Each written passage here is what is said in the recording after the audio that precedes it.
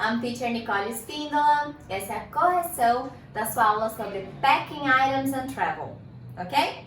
Então lá na number 1 diz assim: Imagine you are going to travel to the beach. Fill the suitcase with the names of things you would take with you. Então finge que você está em viajar para a praia.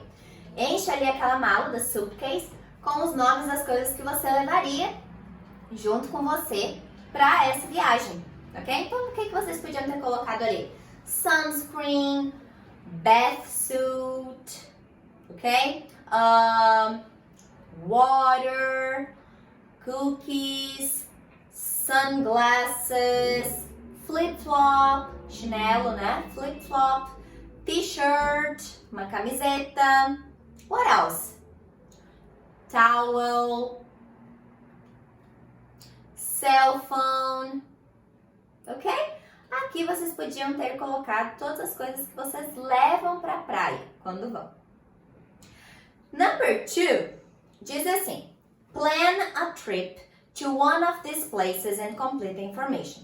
Planeje uma viagem para algum desses lugares que estão ali nas fotos e complete as informações ali embaixo.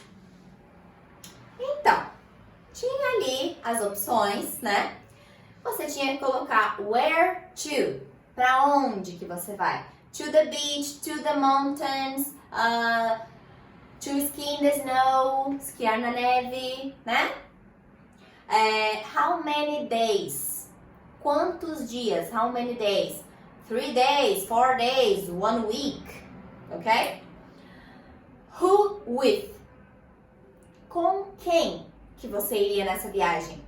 My mom, my sister, my friends. Transportation. Como que você iria chegar a esse destino? By plane, by bus, by car, by bike, ok? Clothes to take. As roupas que você levaria, né? Tem que pensar para onde a gente vai para saber qual tipo de roupa tem que levar.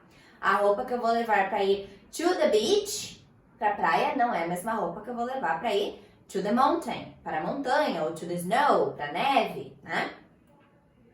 Objects to take. Os objetos.